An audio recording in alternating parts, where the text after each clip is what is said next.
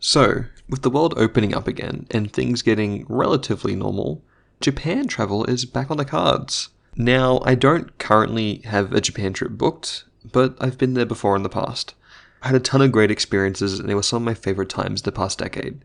It's just a fun place to create funny memories. So, here are some of the fun stories I've had in Japan over the years. To preface, I've been to Japan on 4 separate occasions. 3 times with family in 2014, 2015, and 2018, and once with high school on a cultural tour in 2016. Now, that's quite a lot, but I grew up in Australia, a fairly isolated island country.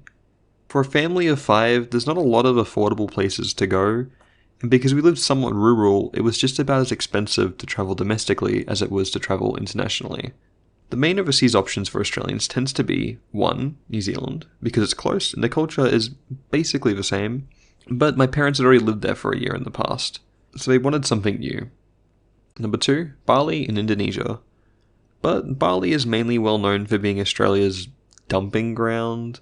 It's where people go for a cheap holiday to party, not exactly the best place for a family.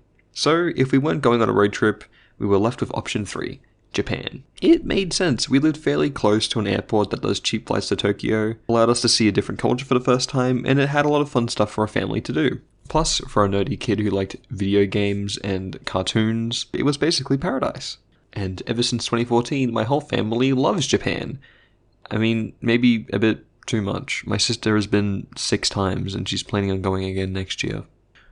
One time, when I was in Osaka with my school, I was in a group with like 5 other guys, and we decided to go on the Ferris wheel nearby. This Ferris wheel happened to be the Tempuzan Ferris wheel, which is one of the biggest in Japan. And because we were a group of teenager boys, we decided to get one of those see-through glass carriages. Most of the kids in the group were older than me, but that doesn't stop teenage boys from still being stupid. So when they see a sign with a bright red button that says, "Do not touch," in English, specifically in a country that doesn't have English as the native language, you just know they're going to press it like 10 times. They pressed it when we reached the very top of the Ferris wheel, so that's only like 112 meters up in the air. And of course, actions have consequences, so the whole Ferris wheel stopped.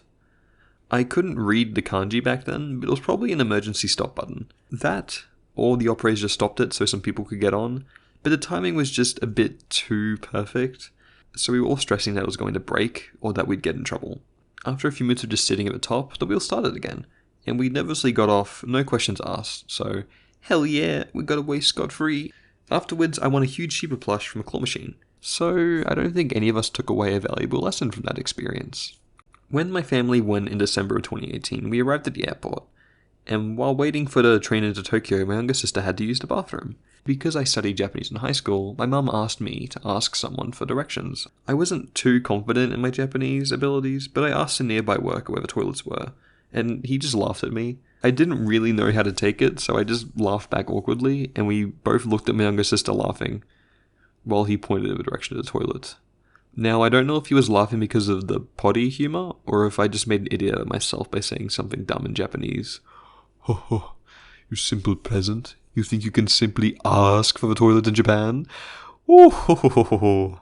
But I think I definitely internalized it, and I don't remember doing much more translating for the rest of that trip. Another language miscommunication happened before we even got to Japan that year. My mum was looking for hotels, and she ended up booking us into a hotel called Nuts.